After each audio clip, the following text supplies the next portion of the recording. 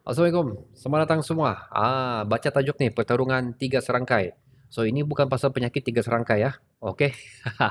Tapi boleh dikonsider penyakit juga lah sebenarnya. Pasal um, tiga perlawanan akan datang untuk Sabah FC ni bagi aku memang satu perlawanan yang cukup sengit, memang cukup keras, di mana aku boleh katakan mereka akan berjumpa dengan pasukan yang mempunyai prestasi yang cukup bagus dan sejarah klub yang cukup bagus juga lah, di mana perlawanan antara Negeri Sembilan, Terengganu dan juga JDT ini adalah merupakan satu percubaan perlawanan yang aku boleh katakan percubaan yang cukup besar untuk OKS dan juga untuk kita menilai sendiri di mana ranking pasukan Sabah sekarang ni. Of course salah satu perlawanan tersebut adalah sewaktu menentang Selangor.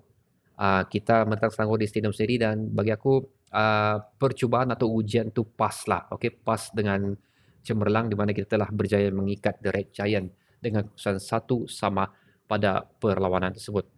Dan tiga perlawanan ini lagi adalah merupakan satu perlawanan yang bagi aku again cukup sengit. Perlu kita risaukan. Kita sendiri memang tahu Sabah sekarang berada dalam prestasi yang terbaik, tapi ini adalah perlawanan yang sepatutnya bagi aku menjadi tali ukur di mana level atau kedudukan pemain-pemain pasukan Sabah, strategi OKS berada sekarang ni. So untuk Terengganu, aku tahu Terengganu berada di tangga ketujuh, tapi kalau kita tengok waktu perlawanan Liga Super tahun 2022, Terengganu berada di top 5 dan merupakan salah satu pesaing yang cukup hebat bagi saingan 2021 tu. So okay guys, aku ingin berkongsi kamu sedikit mengenai prestasi ketiga-tiga pasukan yang bakal kita lawan untuk tiga perlawanan yang cukup sengit ini secara ringkasnya lah. So okay, tiga perlawanan ini akan berlangsung pada 3 Julai 2022 di mana Sabah akan pergi ke Stadium Paroi dan seterusnya pada 15 Julai dan juga 19 Julai Johor dan Terengganu akan bertandang ke Stadium Likas iaitu kubu kita sendiri. So ini adalah merupakan bagi aku confirm ya. Aku rasa confirm stadium akan penuh untuk dua perlawanan ini, especially menentang JDT. Hopefully aku nak bekerja pada hari itu pasal perlawanan ni memang wajib untuk aku turun.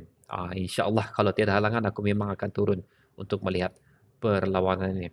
Okay guys, so jom kita kupas sedikit maklumat mengenai ketiga-tiga pasukan ini di mana prestasi diorang berada sekarang. So untuk perlawanan yang akan datang tidak lama lagi pada 3 Julai ini di mana Sabah akan menentang Negeri Sembilan. Negeri Sembilan sekarang sewaktu video ini dirakam berada di tangga kedua dan setelah 5 perlawanan terakhir untuk Negeri Sembilan ni aku ada dua highlight perlawanan. Adalah satu perlawanan yang cukup bagus untuk Negeri Sembilan sewaktu mereka menentang Pahang di stadium mereka sendiri di mana berjaya mereka menundukkan Pahang 3-0 di mana Sabah pada waktu itu sudah menentang Pahang juga di stadium Likas, hanya berjaya menundukkan Pahang sebanyak 2 gol berbalas 1. So macam video sebelum ni aku ada mengatakan bahawa ini adalah merupakan tali ukur sekiranya kita ingin menggunakan untuk melihat di mana prestasi pasukan Sabah. Dan untuk uh, Negeri Sembilan sewaktu menentang Melaka away match, mereka berjaya diikat oleh pasukan Melaka sebanyak 0-0. Dan untuk pasukan Sabah sewaktu mereka menentang Melaka di Stadium Melaka, kita telah berjaya memenangi perlawanan tersebut dengan jaringan sulung itu daripada Pak Tesu. Tapi itu sudah lama lah, perlawanan itu sudah lama. So untuk 5 perlawanan terakhir ni, of course prestasi kedua pasukan tu cukup berbeza saudara, di mana keserasian pemain sudah wujud, keserasian untuk taktikal yang diterapkan oleh jurulatih pun sudah wujud. Dan untuk top scorer bagi pasukan Negeri Sembilan sekarang ni adalah hadir daripada pemain pertahanan mereka iaitu Hero Gulon. Setakat ini telah menjaringkan 5 gol. Walau macam mana pun kalau aku nak silap untuk 2 atau 3 perlawanan ni dia adakah atau tidak, tapi setahu aku macam kadar untuk dia menjaringkan gol sudah sedikit berkurangan. Dan untuk forward untuk pasukan Negeri Sembilan ni pula, diorang ni agak jarang sikit untuk menjaringkan gol lah. So kalau kita tengok list top goal scorer untuk Liga Super pun memang di bawah-bawah lah dia punya Negeri Sembilan punya striker tu. Dan satu lagi fakta ataupun pencapaian yang terbaik untuk Negeri Sembilan setakat ini di mana Syian Azmi telah berjaya untuk menidakkan sebarang percubaan yang berlaku untuk pasukan mereka, membuatkan dia dapat mengekalkan 4 clean sheet untuk 4 perlawanan terakhir. So di sini nampak defender dan juga aksi Shia Nazmi ini memang cukup cemerlang lah. Aku ada tengok waktu perlawanan Negeri Sembilan menentang um, Terengganu tu, memang not bad lah defender diorang, cara diorang mengawal apa semua tu memang cukup bagus lah. So agak keras lah, especially kita ni masih lagi berada dalam satu situasi untuk mencari siapakah penyerang kita sebenarnya, siapakah yang mampu untuk gol kita, untuk menjadikan gol kepada pasukan Sabah sebenarnya. Lebih-lebih lagi dengan kemasukan pemain baru import kita itu Jose Embalo, yang kita sendiri pun tak tahu di mana kemampuan dia sekarang ni. So adakah kita berjaya untuk menjaringkan gol dalam perlawanan ni? Aku mengharapkanlah sebenarnya Sabah mampu untuk menjaringkan gol dan untuk mendapatkan kemenangan. Kita perlu balas perlawanan ni. Kita kalah di stadium sendiri Sokong Pemenangan Negeri Sembilan, dan ini adalah masanya untuk kita revenge dan mendapat kemenangan di stadium Negeri Sembilan. Dan seterusnya guys, perlawanan kedua nanti adalah untuk menentang JDT. So aku nak tahulah. Itu kita akan ceritalah untuk video head to head akan datang untuk perlawanan Sabah menentang JDT ini. Tapi ini aku cuma share dengan kamu sedikit info terkini, pencapaian terkini untuk pasukan JDT ini, di mana sekarang mereka berada di kedudukan 1 Liga Super. Memang cukup selesa dengan jumlah jaringan dan gol yang telah mereka lakukan.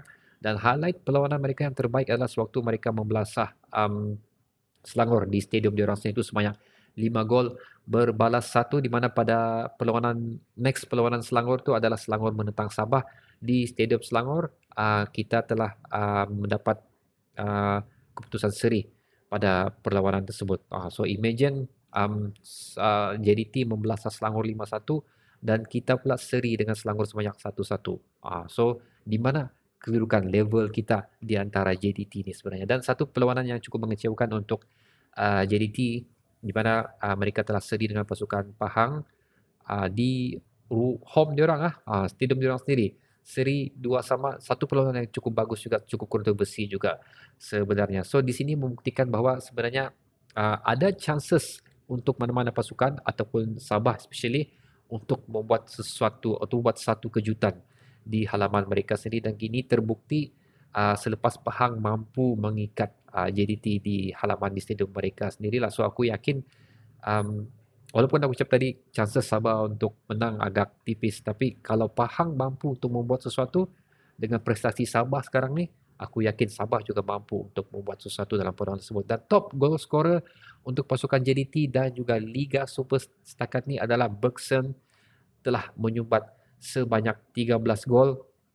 So kalau aku tak silap, JDT telah melalui sebanyak 8 ke 9 perlawanan sekarang ni, dan Bergson telah menyumbang sebanyak 13 gol. Boleh dikatakan setiap perlawanan Bergson akan menjadikan gol. So ini adalah satu threat yang besar untuk Sabah lah. Tapi kalau kita cerita dari JDT, semua player dia pun bagi aku adalah merupakan satu threat yang cukup bagus untuk kita. Dan rekod clean sheet untuk loss lah. Clean sheet untuk loss belum dicatatkan lagi oleh JDT setakat ni. So adakah dengan kehadiran JDT di Stadium Likas, di kubu kita sendiri, di hadapan penonton kita sendiri, boleh memecahkan telur JDT ni? Itu adalah harapan dia sebenarnya. Okey, seterusnya guys, perlawanan terakhir, pasukan terakhir untuk 3 serangkai ini adalah di mana Terengganu akan hadir ke Stadium Likas dengan membawa rekod yang cukup bagus jugalah sebenarnya. Okey, dengan menempah 1 kekalahan daripada 5 perlawanan terakhir dan seri dengan menentang Negeri Sembilan, membuatkan mereka berada di tangga ke-7 Liga Super. Walaupun diorang berada di tangga ke-7, tapi kita kena ingat perlawanan Terengganu adalah merupakan satu pasukan yang antara pasukan yang mempunyai perlawanan yang cukup rendah. Okey, cukup rendah. Kalau mereka sudah menempuhi 3 perlawanan macam antara Sabah, kalau macam antara Sabah dan juga Terengganu kurang 3 perlawanan kalau aku tak silap buat masa ni. Dan sekiranya perlawanan 3 perlawanan tu telah dilalui dan mereka memenangi perlawanan tu, membuatkan Terengganu kemungkinan besar berada di tangga kedua atau di tangga ketiga. So itu yang aku mau sentuh sebenarnya. Walaupun mereka berada di tangga ketujuh, tapi kita kena ingat mereka kurang 3 perlawanan. Dan walau macam mana pun prestasi Terengganu memang bagi aku antara pasukan yang mempunyai threat yang cukup tinggi untuk pasukan Sabah lah.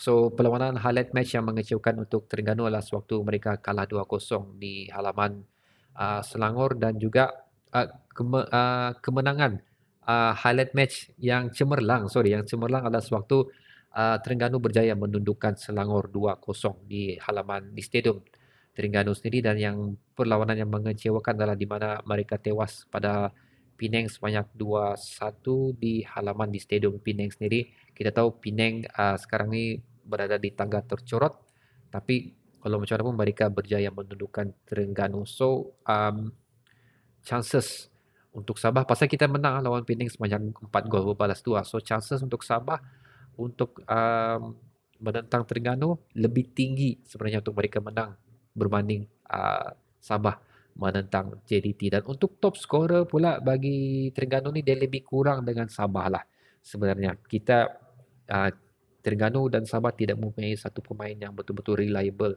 untuk mereka menjadikan gol, membantu pasukan menjadikan gol. Dan sekarang ni top goal scorer adalah Kepa Sherman sebanyak 2 gol, dan juga Faizal Halim sebanyak 2 gol. Selebihnya gol tu disumbangkan daripada beberapa pemain daripada position yang berbeza, dan hasil daripada 5 perlawanan terakhir untuk Terengganu ni, mereka hanya ditembusi sebanyak 2 gol saja. So boleh katakan defender dia orang pun berada dalam satu tahap yang cukup bagus lah.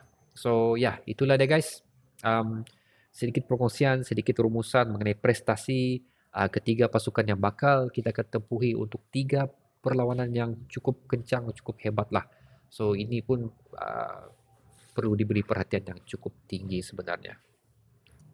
So guys, itu adalah sedikit maklumat yang ingin aku kongsikan kepada kamu tentang prestasi ketiga pasukan yang bakal Sabah FC lalui. Sekali lagi, ini adalah perlawanan sengit pertarungan 3 serangkai yang boleh mengganggu atau efek untuk kita mendapatkan poin yang sepatutnya dan meneruskan lagi perjuangan kita untuk walaupun sendiri cakap dia cuba untuk mendapatkan at least top 5, tapi aku mau lebih daripada tu lah. Aku yakin kamu pun mau mendapat keputusan yang lebih daripada tu, hasil daripada perlawanan dan aksi yang telah kita nampak setakat ni. So itu adalah komen aku dan pendapat aku. Sekiranya kamu ada pendapat yang lain, aku mungkin ketinggalan, kamu boleh letakkannya di ruang komen di bawah. Kita akan discuss di sana. So guys, hingga berjumpa lagi pada video yang akan datang. Assalamualaikum.